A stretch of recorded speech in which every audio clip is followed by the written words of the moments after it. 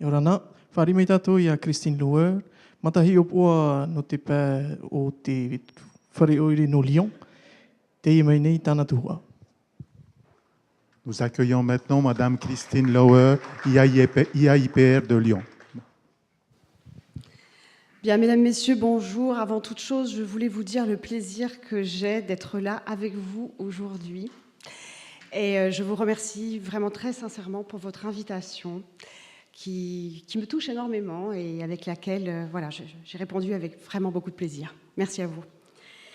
Ma contribution est tout à fait modeste et s'inscrit dans le temps long de l'éducation prioritaire qui modèle mon académie en gros depuis 1981, date à laquelle la première circulaire du ministre de l'Éducation nationale de l'époque, Alain Savary, est promulguée. Cette circulaire, elle est très importante. Vous allez voir, elle fera des liens avec ce qui vous a été dit tout au début de cette matinée. Elle donne un objectif très clair. Je cite, « L'objectif est de corriger l'inégalité sociale par le renforcement sélectif de l'action éducative dans les zones où les milieux sociaux, où le taux d'échec scolaire est très élevé. » Cette circulaire de 1981, elle rentre par l'idée d'un zonage de l'éducation prioritaire et elle crée de fait l'existence de nouveaux territoires éducatifs sur lesquels nous tous devons porter une attention toute particulière. Les politiques qui se sont succédées depuis 1981 ont renforcé l'idée de la création de ces nouveaux territoires éducatifs dont les noms changent d'une politique à une autre, mais qui peu à peu se structurent sur les territoires de notre République au regard des valeurs qui sont les nôtres et que nous devons défendre. Alors, on ne va pas rentrer dans les acronymes, mais il y en a beaucoup. Les zones d'éducation prioritaire en 90, les réseaux d'éducation prioritaire en 97, les réseaux ambition réussite et réseaux de réussite scolaire en 2006. Le programme CLAIR, qui rend plus de visibilité à la construction de ce réseau, puisqu'il parle de collège, lycée, ambition réussite, puis Éclair en 2011, qui met bout à bout école, collège, lycée, ambition, innovation, réussite, jusqu'en 2014, qui est donc l'année de la refondation et qui revient à l'idée de réseau, plus ou moins renforcé, selon la difficulté constatée au regard de l'indice social dont parlait mon collègue, M. Rigotta. Alors, l'axe 6 de ce référentiel évoque l'existence de ces réseaux. Cet axe 6 du référentiel montre bien que tout le travail que nous avons engagé n'a encore pas réussi à résoudre toutes les difficultés scolaires. Mais surtout, il interroge l'échelle, finalement, sur laquelle le pilotage de cette école va être le plus pertinent. Il ne parle pas d'académie, il ne parle pas de niveau national, il parle du réseau, c'est-à-dire celui que vous faites vivre dans le quotidien de vos métiers à chaque jour.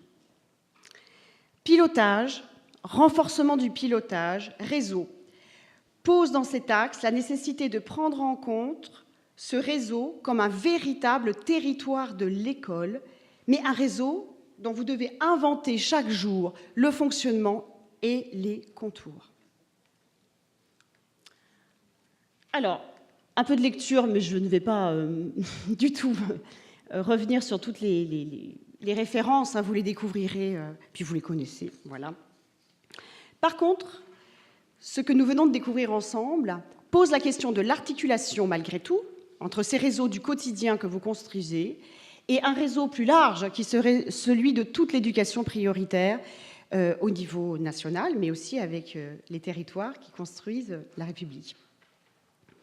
La territorialisation du système éducatif, c'est une longue histoire de l'école. Sous la Troisième République, l'instituteur incarne son territoire dans un système de pilotage qui est complètement centralisé depuis Paris. Mais avec les lois de décentralisation, et jusqu'à la dernière loi NOTRe, qui date de 2015, cette loi de nouvelle organisation territoriale de la République, qui donne plus de compétences aux régions, aux collectivités territoriales, et qui annonce la création de ces grandes régions académiques qui vont naître à l'orée de l'année 2020. Les choses changent avec cette décentralisation. Les territoires prennent en main leur éducation quelque part. La massification de l'école, deuxième facteur, oblige le système à s'interroger au niveau local sur ce que nous pouvons faire. C'est ce qui se passe dans mon académie, comme ici. Souvent, la difficulté scolaire, on peut l'établir à un niveau de pilotage méta, au niveau national ou au niveau académique. Mais vous savez comme moi, et pour avoir parcouru certains de vos réseaux là depuis lundi, que la difficulté scolaire relève aussi d'indicateurs locaux, infra-locaux, de tout petits indicateurs locaux, qui parfois peuvent être différents des grands indicateurs posés à une échelle plus haute, plus nationale. Le troisième facteur est celui de la déconcentration, qui a profité à l'école et aux académies par les moyens que l'État alloue, mais moyens dont il faut déterminer les finalités au regard de ce que vous tous pouvez diagnostiquer d'un point de vue national, académique, local, infralocal. Le territoire, pour le rapport de l'Inspection générale de 2016, qui s'est beaucoup interrogé sur le fonctionnement de ces territoires éducatifs, est, pour l'Inspection générale, un lieu de carrefour, un lieu de tangente entre le politique, qui pilote, mais aussi le culturel, le sociologique, puisque chacun de nous, chacun de vos élèves, chacun des parents a une représentation forte de son territoire, et puis, bien sûr, les pratiques du quotidien de nos élèves, comment eux perçoivent leur réseau d'éducation prioritaire par les chemins qu'ils empruntent le matin, par exemple, pour aller jusqu'à l'école.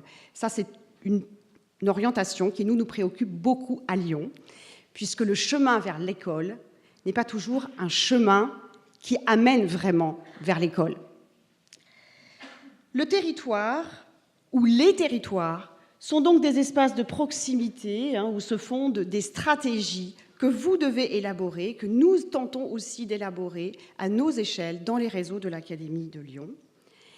Et pour notre ministre de l'Éducation nationale, l'articulation de toutes ces échelles, locales, académiques, nationales, au-delà, est un enjeu fort de l'école pour les années qui viennent.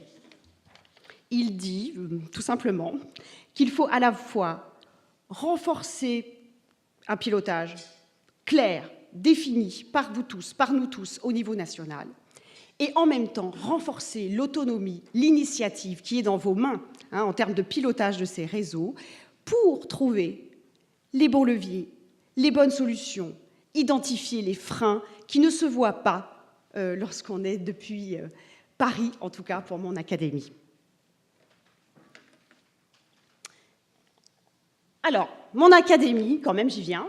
À quoi ressemble-t-elle quand même, Donc, 3 départements, l'Ain, le Rhône, la Loire. Nous sommes dans le sud-est de la France, à 2 heures par le train grande vitesse jusqu'à Paris, à 1h30 de Marseille et de la Méditerranée.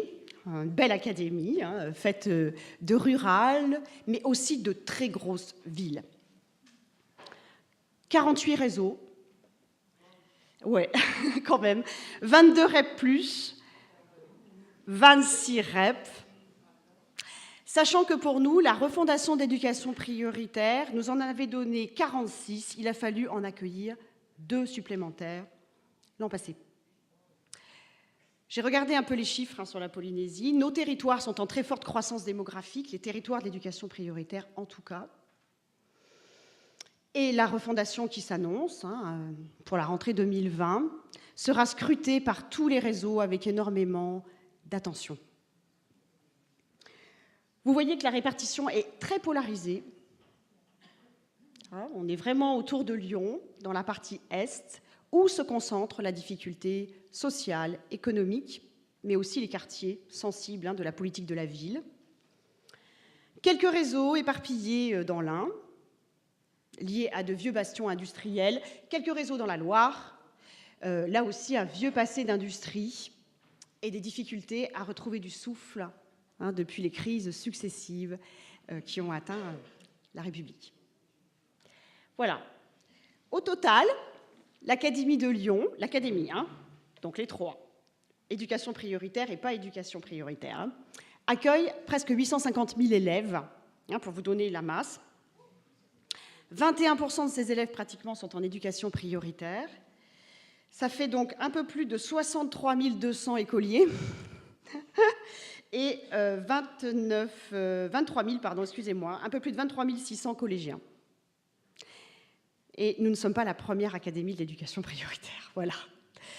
Donc, ce que vous vivez aujourd'hui dans votre séminaire, sachez que nous le vivons aussi chaque année avec les réseaux et que les discussions sont denses et sont constructives et nous avons vraiment beaucoup de choses à nous dire parce que la difficulté scolaire, mais aussi les perspectives d'évolution, de parcours scolaire, la chance qu'évoquait mon collègue, sont très, très importantes. Il faut absolument les soutenir. Alors, comment faire pour piloter cet ensemble qui, vous voyez, par rapport à ce que vous connaissez, vous, est compact d'un point de vue territorial, mais difficile à gérer d'un point de vue du nombre. Donc, c'est une autre échelle de réflexion, peut-être. Mais voilà, j'aurai beaucoup de plaisir à vous écouter dans les ateliers. Comment structurer cet ensemble ? Il a fallu déterminer le pilotage fort défini par notre ministre. D'où viennent les grandes orientations ? À un niveau académique, dans notre académie. Donc il existe un comité académique de l'éducation prioritaire qui a été élargi. Donc cette grosse instance de décision réunit bien sûr le recteur, elle réunit les représentants des inspecteurs d'académie, directeurs académiques adjoints de l'éducation nationale, des services de l'éducation nationale. Elle réunit les chefs d'établissement, les inspecteurs premier, second degré. Et nous avons j'ai tenu à l'ouvrir depuis 2 ans aux collectivités territoriales, donc pour moi à la ville de Lyon, à la métropole de Lyon, qui est un partenaire très important, mais aussi aux associations, à la préfecture, qui est un partenaire très important pour nous dans nos territoires. Et il faudra, je suis d'accord avec l'intervention qui a été faite peu avant moi, l'ouvrir aux parents. Voilà. Donc, c'est un comité de pilotage élargi, voilà, qui est représentatif et en même temps qui va lancer les grands chantiers de l'année. Et si vous regardez ce petit graphique, ces chantiers sont pris en charge par un comité plus petit, parce que vous savez comme moi que prendre des décisions à 25, c'est parfois un peu compliqué dans l'opérationnalisation. Donc un comité plus petit qui, lui, suit les grandes décisions, se déplace dans les territoires, tente d'apporter des réponses, des solutions au-delà des difficultés que relaient les acteurs. Alors ça peut être, par exemple, la mise en œuvre des grandes formations académiques ou locales. Ça peut être aussi des difficultés liées à du pilotage, du conseil école-collège. Enfin, les chantiers sont multiples et variés. L'accompagnement des réseaux. Bon. Et puis, bien sûr, ce comité plus restreint est à l'interface des politiques déployées dans les départements par les inspecteurs d'académie, puisqu'il ne s'agit pas que le niveau académique entre en collusion avec le niveau des départements, qui lui-même ne doit pas rentrer en collusion, peut-être avec le pilotage que vous définissez à vos échelles. Mais ce pilotage académique, il faut qu'il résonne au niveau local. Puisque c'est bien joli, mais voilà. Alors, nous avons demandé à quelques réseaux d'engager en fait une réflexion avec des chercheurs pour qu'ils essayent de cartographier leur territoire éducatif. Voilà. C'était très intéressant. C'est le Centre Alain Savary, Institut français d'éducation, lui-même hébergé par l'École normale supérieure de Lyon, qui a accompagné cette réflexion pour donner corps à quelque chose qu'on a du mal à comprendre entre les écoles, le collège, enfin bon. Alors, c'est intéressant, et ça va peut-être faire le lien avec des problématiques qui sont les vôtres. Ce réseau de l'éducation prioritaire, donc celui de Villefranche, là, est plus large que la circonscription. Il se moque des limites administratives. Et il intègre des écoles qui, pour des raisons de mixité sociale, aussi dans l'affectation des élèves, ne sont pas toutes en éducation prioritaire.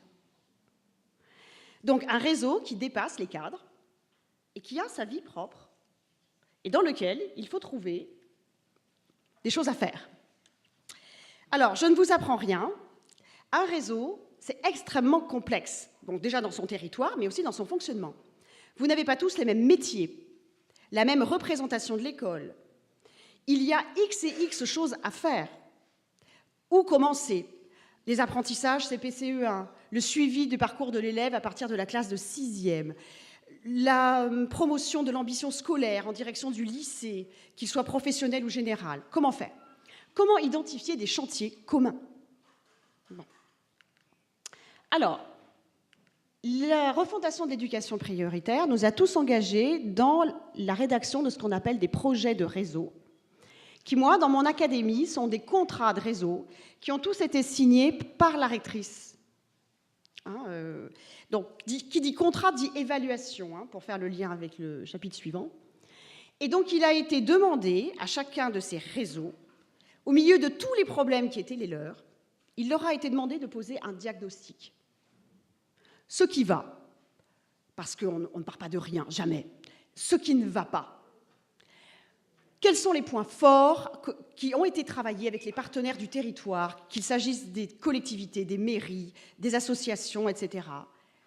Que n'a-t-on pas mis encore en œuvre et que, surtout, veut-on mettre en œuvre au regard des résultats de nos élèves? Avec les chercheurs du Centre Alain Savary, on a réussi à fabriquer une boussole pour piloter ce nouveau contrat de réseau, une boussole en 4 entrées. L'essentiel de l'école, c'est de faire apprendre à nos élèves le meilleur. Mais c'est aussi d'orienter le réseau, c'est aussi d'apprendre, nous, parce que nous sommes des cadres, à rendre compte de ce que l'on fait, sans craindre le regard du supérieur, quelque part. Dire, voilà, là j'ai réussi, je sais pourquoi. Et là j'ai échoué, mais je sais aussi pourquoi. Être responsable de ce que l'on fait. Et comment opérationnaliser tout ça? Bon. Ça donne concrètement ça. Ce réseau de Villefranche, qui s'est réuni autour d'une table, il a essayé de structurer son pilotage au regard de cette boussole. Alors, on retrouve toute l'importance du conseil école-collège. On voit le lien et la nécessité de mettre en place un comité de pilotage plus petit pour diriger la boussole et la nécessité, petit à petit, de mettre en place des ramifications pour relier tout le monde dans le fonctionnement du réseau. Alors, il y a plein de sigles, d'acronymes. Bon, en gros, les FEP, ce sont les formateurs du premier degré. Comment on va relier le fonctionnement de tout ça avec la formation? Comment on va interroger les plans de formation du premier degré? Parce qu'après tout, si les professeurs des écoles travaillent sur la maîtrise du français, l'apprentissage de la numératie, pourquoi les professeurs du collège n'iraient pas faire les mêmes formations? Et à l'inverse, si au collège il se passe quelque chose d'intéressant, pourquoi les professeurs du premier degré ne pourraient-ils pas à minima participer à ces journées de formation? Donc il a fallu structurer tout ça. C'est pas fini. Il manque le lien avec la mairie. Il manque le lien avec les parents. Il manque le lien avec les associations, la préfecture. C'est-à-dire que ce réseau, pour le moment, a réussi à trouver un fonctionnement qui lui est propre. Mais il vole au-dessus de son territoire. Donc il va falloir qu'il se pose pour travailler aussi avec les forces vives qui sont autour de lui. L'année dernière, j'ai engagé les réseaux à s'auto-évaluer, ce que disait monsieur le vice-recteur, c'est-à-dire à prendre le temps de se poser à nouveau autour de la table pour dire, au bout de ces 2 ans et demi, ce qu'ils avaient réussi à faire et à ne pas faire. Donc, les services du rectorat ont remis à chacun des réseaux un tableau de bord d'indicateurs multiples et variés, CSP, indicateurs de position sociale, résultats aux examens, etc., etc. Mais on s'est rendu compte assez vite que ces indicateurs, qui sont des indicateurs officiels, ne suffisaient pas du tout au réseau. En regardant la première case, on s'est dit qu'il y avait certainement des choses qui nous échappaient. Voilà. Et donc, aujourd'hui, la réflexion qui est la nôtre est de créer un tableau de bord académique avec des indicateurs fixes qui sont les priorités de Madame la rectrice dans mon académie, mais de laisser la place sur ce tableau de bord à des indicateurs maison qui sont ceux que vous utilisez dans le quotidien du pilotage de vos réseaux. Par exemple, pourcentage d'élèves absentéistes. Et puis c'est quoi l'absentéisme ? Il y a des réseaux qui comptent évidemment les absences par journée, mais quand un élève arrive régulièrement tous les jours avec 1 heure de retard, vous comptez le nombre d'heures perdues à la fin de l'année. C'est énorme. Alors comment faire ? On le met à la porte, il repart dans son quartier. On crée un dispositif d'accueil du matin, on l'aide à faire ses devoirs pendant ce temps-là, on raccroche. Voilà. Donc ça, ce sont des indicateurs qui, nous, au niveau du rectorat, ben oui, d'accord, on va compter le nombre d'absents, oui. Mais cette analyse fine de l'élève absent parce qu'il est un petit peu en retard, parce qu'il joue avec les règles, parce qu'il échappe à notre contrôle, ben ça, on n'y avait pas pensé. Dans ce réseau, on voit aussi la difficulté, on est là, je crois, oui, on est à Saint-Étienne, la difficulté des problématiques de santé. Dans ce réseau d'éducation prioritaire de la Loire, beaucoup d'élèves ne mangent pas le matin, ça vous connaissez, hein, ne mangent pas beaucoup à midi, ou ne mangent pas, ou alors s'ils vont à la cantine, mais il y en a très peu qui y vont, et du coup, vont très souvent à l'infirmerie. Certains vivent des situations sociales difficiles, ils vont très souvent consulter l'assistante sociale. Pendant ce temps-là, ils sont pas dans la classe. Donc comment travailler sur ces problématiques de santé qui nuisent à la progression de nos élèves à l'école, malgré toute la formation, toute la performance de leurs professeurs, malgré toute l'attention qu'elle peut déployer dans la multiplication des activités. Ben oui, mais il dort sur sa table, cet enfant. Il est fatigué de ne pas manger. Les problématiques de sommeil sont aussi très lourdes dans nos réseaux. Comment faire ? Donc ça, il va falloir qu'ils y réfléchissent. Comment trouver des indicateurs qui vont permettre aux professeurs, aux chefs d'établissement, aux inspecteurs, de voir que peu à peu, les choses vont mieux. Voilà. Alors, cette réflexion-là dont je vous parle assez vite, elle nécessite effectivement un très fort travail collectif. Là, on a besoin de se parler assez souvent. Et dans les réseaux que je suis, une grande partie des axes du pilotage concerne justement l'organisation de ce travail collectif. Parce que, ça, je ne vous apprends rien, on peut aussi se réunir pendant des heures et ne rien faire. On sait faire tout ça. Bon. Donc, alors, comment faire ? Comment faire pour que ce soit efficace et qu'on s'y retrouve ? Est-ce que le conseil école-collège sert juste à se parler, à donner les grandes informations ?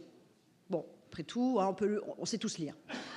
Est-ce qu'il faut échanger pour produire des analyses ? Ça veut dire qu'un conseil école-collège doit avoir des commissions de travail. Ces commissions de travail doivent rendre compte de ce qu'elles font. Elles doivent faire des propositions de travail. Alors, bon. Est-ce que les temps de formation dont on parlait juste avant sont bien cadrés, bien organisés, au regard des difficultés constatées chez les élèves ? On ne va pas organiser une formation sur le climat scolaire. Je suis volontairement provocante, vous ne le feriez pas. Si dans ce réseau, tout se passe bien. Je veux dire, c'est intéressant, mais enfin, voilà, encore une fois, on sait tous lire. Donc, comment adapter la formation à ce qui compte vraiment au moment où l'on travaille dans la classe avec les élèves ? Comment faire ? Alors, les réseaux, ils réfléchissent beaucoup actuellement. Ils ont un petit peu avancé dans leur réflexion. Je vous soumets l'organisation d'un réseau de la Loire, là aussi, qui a décidé, lui, de faire du conseil école-collège un super comité académique élargi. Tout le monde est présent. On se donne 1 heure, et là, effectivement, on écoute. On partage des informations. Par contre, les conseils de cycle, qui sont en lien avec ce conseil école-collège, fonctionnent en interaction avec lui et peuvent alimenter ce conseil sur des difficultés précises, identifiées à l'échelle des cycles.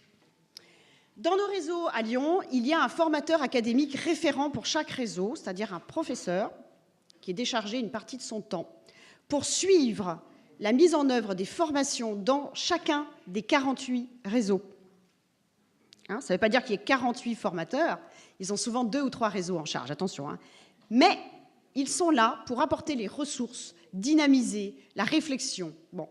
Dans ce réseau, ce formateur, qui jusqu'à présent agissait sur une échelle très large de l'école jusqu'au collège, va devoir déployer sa réflexion sur chaque cycle.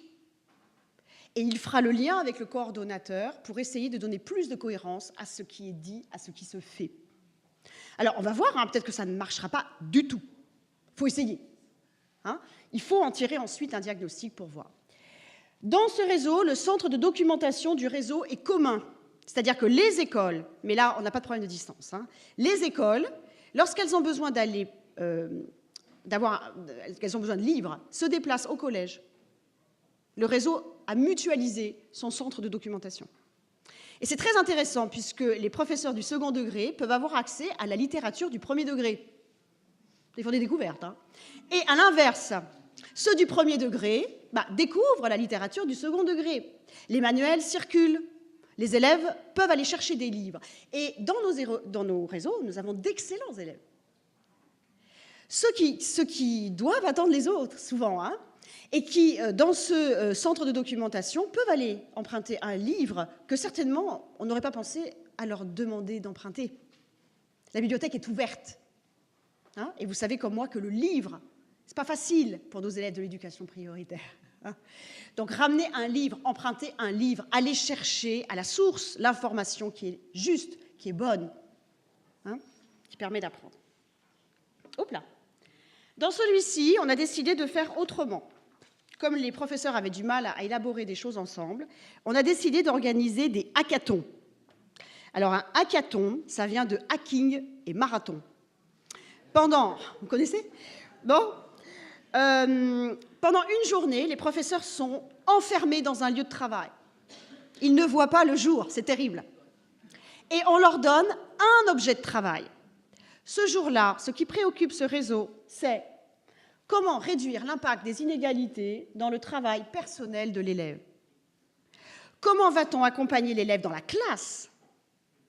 Comment va-t-on organiser son travail dans l'école, dans le collège? Comment va-t-on accompagner son investissement, son engagement dans ses devoirs? Comment va-t-on communiquer aux parents? Mais d'abord, la classe, le quotidien. Bon.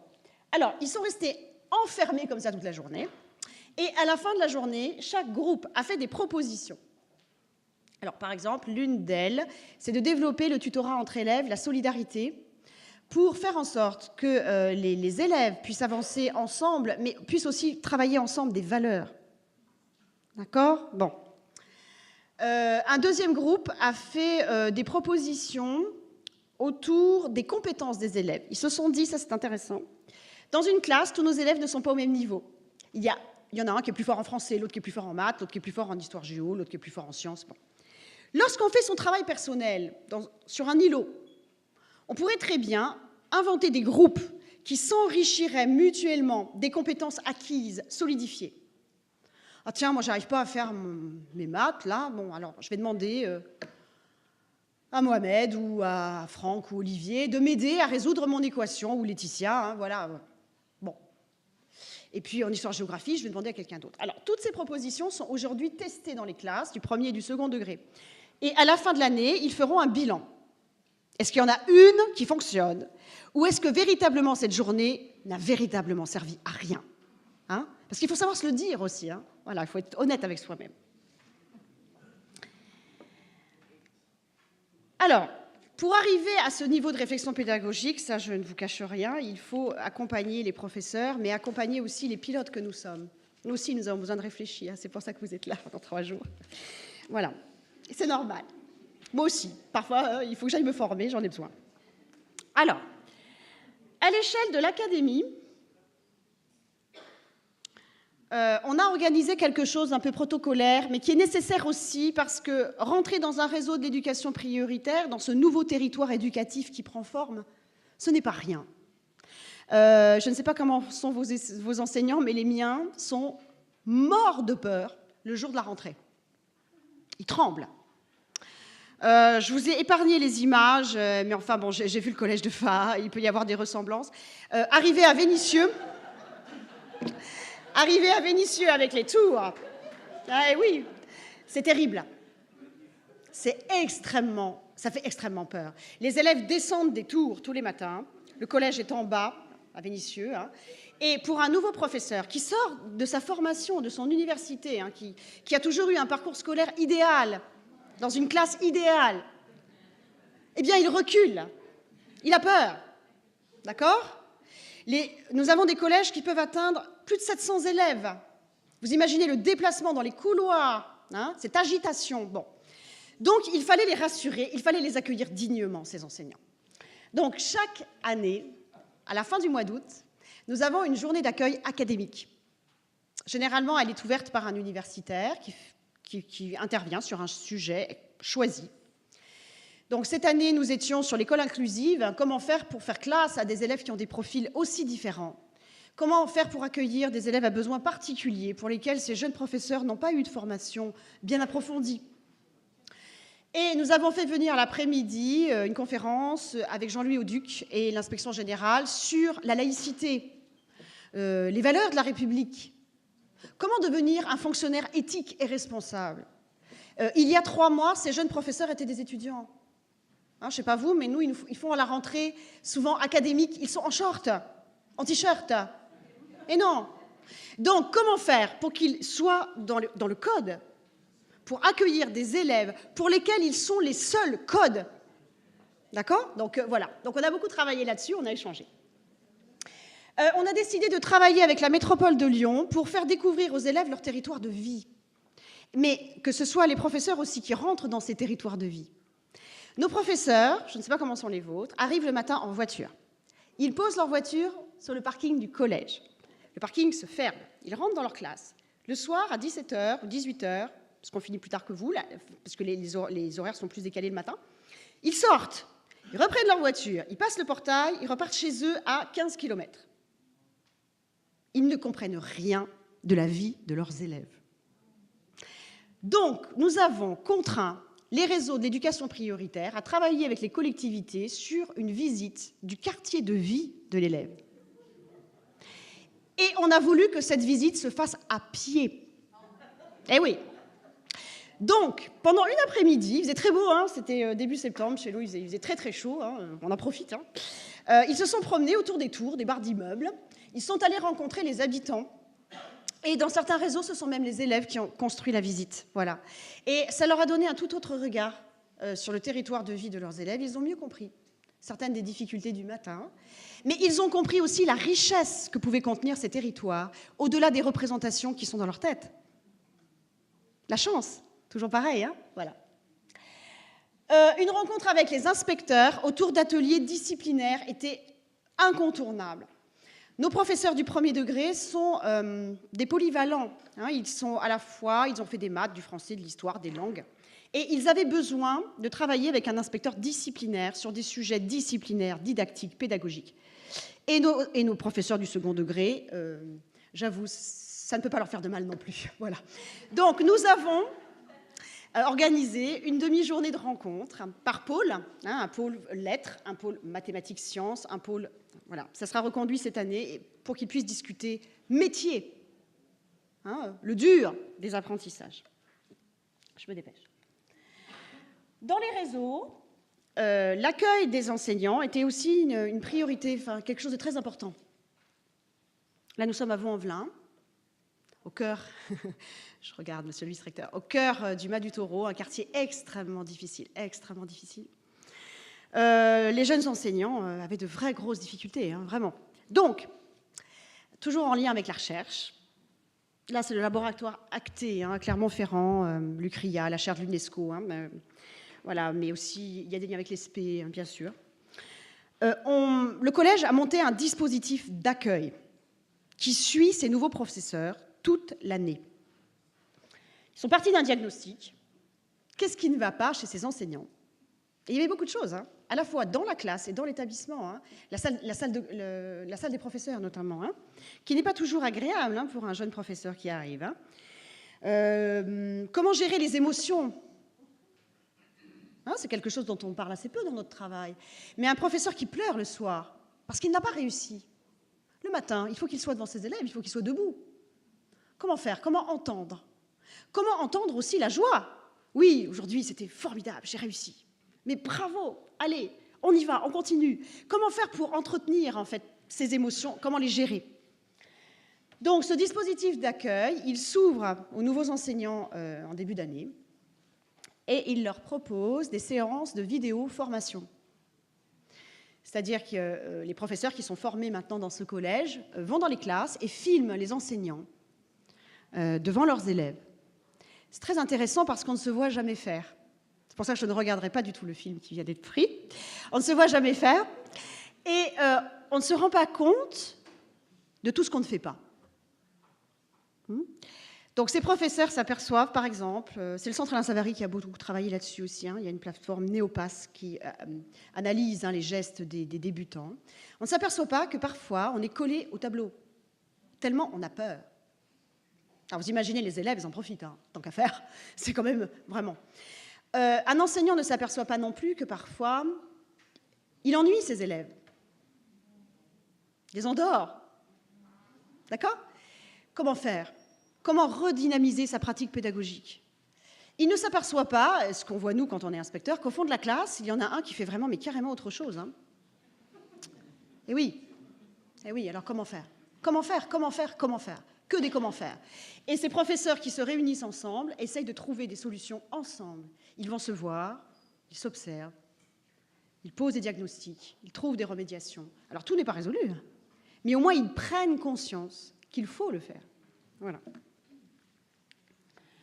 Alors, dans un autre collège, cette idée, ça donne ça à peu près. Il y a tout un cycle, vous voyez, à partir de la rentrée scolaire. On échange, on fait des bilans, on se cherche, on expérimente de nouvelles choses dans la classe. Ah, toi, tu fais ça, ça marche mieux, je vais essayer. Tu me diras, tu viendras me voir. Et on recommence, et on s'enrichit. Voilà. Bon, à voir. Il y a de plus en plus de réseaux qui expérimentent ça. Dans mon académie. Ils en sont assez contents, et ils en sont tellement contents qu'il y a même des professeurs chevronnés qui sont dans les réseaux depuis 6 ans, 7 ans, qui acceptent maintenant de participer à ce dispositif. Alors ça donne quelques résultats, parce qu'il a fallu identifier si vraiment ça fonctionnait ou si on se réunissait juste pour bavarder. Hein. Bon. En termes d'exclusion de classe, ça se passe beaucoup mieux dans ce collège. Mais surtout, ce qui est intéressant, c'est que se sentant rassurés, accompagnés, écoutés, ces professeurs font moins de demandes de mutation. Et vous savez comme moi à quel point la stabilité des équipes est importante, hein, si l'on veut arriver à faire avancer les choses. Donc, c'est peut-être pas si mal. Hein, ils vont continuer. Hein, en tout cas, le rectorat leur a dit oui, continuez. Voilà, on verra ce que ça donne finalement. Pour nous, les pilotes, une formation qui est aussi indispensable, parce que nous avons aussi besoin de nous parler entre nous de nos difficultés et de trouver des réponses. Donc il y a une journée de formation pour les personnels de direction stagiaires, les chefs d'établissement et inspecteurs nouvellement nommés dans les réseaux, qui, comme les jeunes professeurs, peuvent avoir aussi des représentations sur l'éducation prioritaire. Et il faut savoir les lever, il faut savoir en parler, il n'y a rien de bien ou de mal, il faut savoir juste se les dire. Alors, cet accueil académique, il se fait également sur une journée. Et depuis 2 ans, j'ai décidé qu'on allait le recentrer sur la lecture des indicateurs. Parce qu'en tant que pilote, nous sommes souvent à la recherche du meilleur des résultats. Mais on ne s'interroge peut-être pas assez sur ce qui permet d'atteindre ce résultat. C'est-à-dire, quelle est la réflexion pédagogique derrière un chiffre? Moi, si je veux que 100% de mes élèves réussissent le brevet des collèges, comme dans les meilleurs collèges du centre de Lyon, et que je n'ai que 50% de réussite, que vais-je mettre en place dans la classe, d'un point de vue pédagogique, pour que ça fonctionne mieux? Alors, j'aurai peut-être pas 100% tout de suite, mais j'aurai peut-être 55, 60, voilà.